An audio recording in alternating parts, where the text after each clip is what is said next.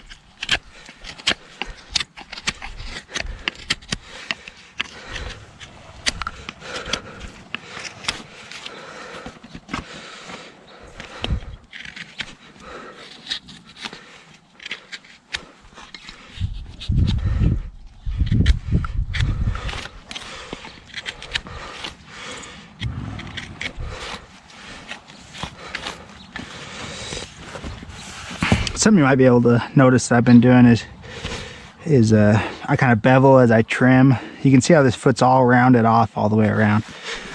So watch as I trim, my nippers aren't flat like this. I'm trimming with a nice bevel on it because I want to mimic that. I don't want them to have to break in and kind of break all the edges off. If I do a nice flat trim, then they have to kind of round off all the edges. But if I just kind of lean my nippers out and put a bevel on it,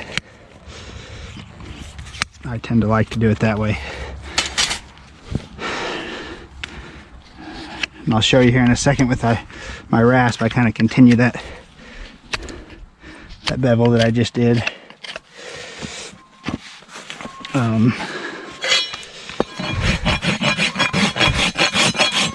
See, I'm not keeping it flat like this. I just put a nice little bevel on it. As I come around on the heels, I do keep the heels nice and flat.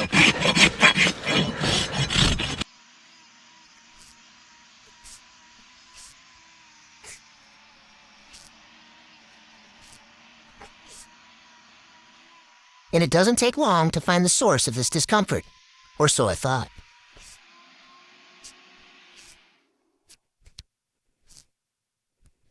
She's got a stone lodged in the white line of her foot, and based on her discomfort, it's likely punctured into the corium.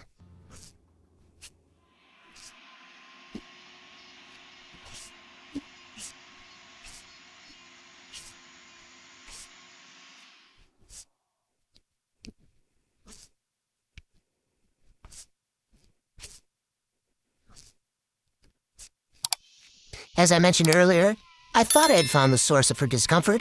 But as you're about to see, there's more than meets the eye.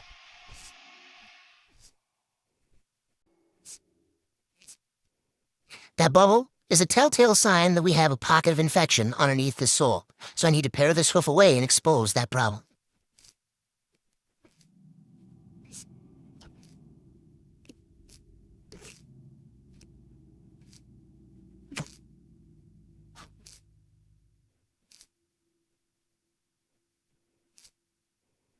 And there's the real culprit for the puncture in this sole.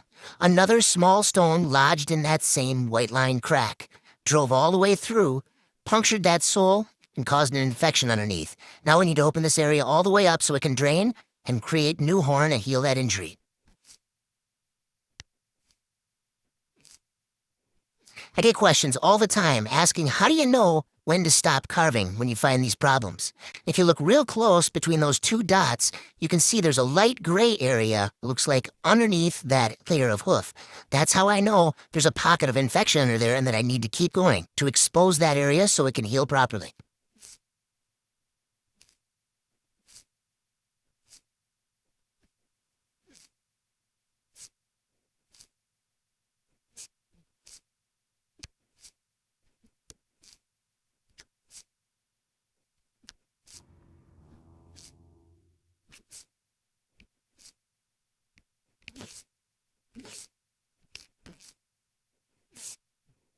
This is where it's important to make thin, precise cuts. We don't cut into that live tissue underneath the corium. That corium layer is what produces this hard outer layer that we're looking at. Because of that puncture, because that rock was able to puncture through the sole into that corium, it's causing an infection. And that's keeping that corium from producing good hard horn again. So in order to get that healed up and to make this area whole again, we need to clear that infection so that that corium can heal and begin to produce horn again, and that will, in essence, patch over this hole that's been created by those stones.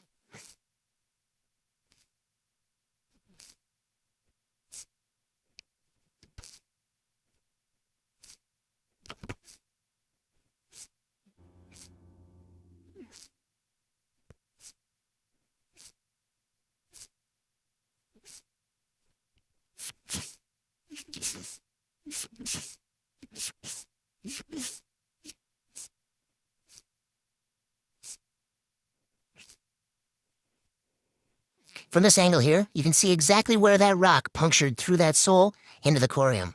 I'm not done trimming this up yet, but I know that this cow's going to need a block to take the weight off of that injured claw, so I'm going to do that now, and then I'm going to go back and finish cleaning up this lesion site.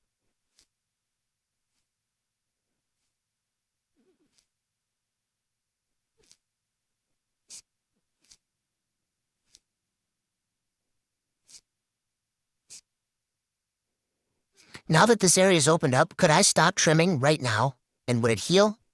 It probably would, but if I think I can remove some more of this loose horn without it causing any damage to the corium, it's best to remove that, especially right around the lesion itself, because I don't want debris to pack back up into that hole and irritate that corium that's exposed. I want to get that completely cleaned out and free from any sharp edges that might abrade that lesion, and that way it'll give it the best chance of healing. If I thought that I was going to damage corium by doing this, damage that tissue underneath, then yes, I would stop. You don't want to damage corium trying to fix a problem. You don't gain anything by doing that. So in this case, I'm just going to slowly remove stuff around here, try to trim up these loose edges and thin that sole out as much as I can around that to make sure that those edges are pliable and they don't affect the healing of that lesion.